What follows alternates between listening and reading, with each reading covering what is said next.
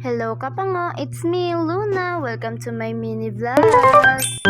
For today's video kapango, tara samahan niyo ako, magluluto tayo ng adobong manok. But first, bibili muna tayo kapango. O siya, lumabas na ako, then pasok ulit. Syempre, kunin natin yung cellphone, dadalhin natin para mag-take ng video. So, malapit lang pala ako kapango sa palengke at ito na po, naglalakad na tayo papunta sa bilihan at ito po yung binibilhan natin ng manok. O, diba? Andito na ako sa bahay. Fast forward na yan ha. At saka maglalagay tayo dyan ng tidbits kapango, no? Para mas masarap, dapat may pineapple tidbits. O, diba? At saka dahil nanonood ka, malalaman mo ng sikreto ni Pango sa pagluluto ng pinakamasarap na adobo.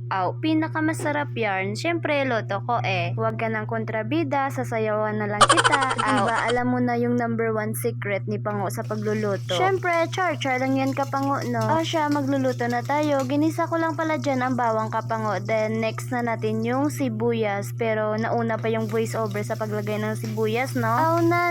Syempre, mekos-mekos lang natin kapango, no? Isunod na natin dyan yung manok. At ito na nga kapango, i-share ko na sa inyo yung aking sikreto sa pagluluto. Kahit sa manok man yan or sa baboy. First, para hindi matabang yung luto natin or sa ilonggo, hindi masumod ang imo nga luto. Hindi ba nakakasawa kapango? Basta parang ganun yung term. Dapat yung mantika na igigisa natin kapango, sakto lang po sa bawang at saka sibuyas. Kasi titinlagin natin yung manok, habang tinitinlag natin, titimplahan na natin dyan kapango ng ating seasoning. Para kahit hindi pa tayo naglagay dyan ng toyo at saka ng suka kapango, saboroso ng ating manok. O diba, timplado na. Tsaka kusa lang yung lalabas yung mantika ng manok natin kapango. At syempre, habang sa pagtinlag pa lang kapango, lalabas na yung lasa ng manok. O diba, may natutunan na naman kayo kay Pango kahit simple lang. Kung nakita nyo naman sa video kapango, lumabas na yung mantika ng manok, naglagay na ako dyan ng toyo at saka ng langgaw. I mean suka. O diba? Syempre, naglagay na din tayo dyan ng pineapple tidbits para pang padagdag lasa. So, ito na nga kapango, titikman ko na kung masarap bang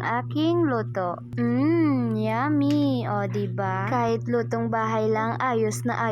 Solve na naman yung pangbaon ni Pango. Tara, kain. Hanggang dito na lang po. Thank you for watching. Bye. Jesus loves you. See you in my next mini vlog.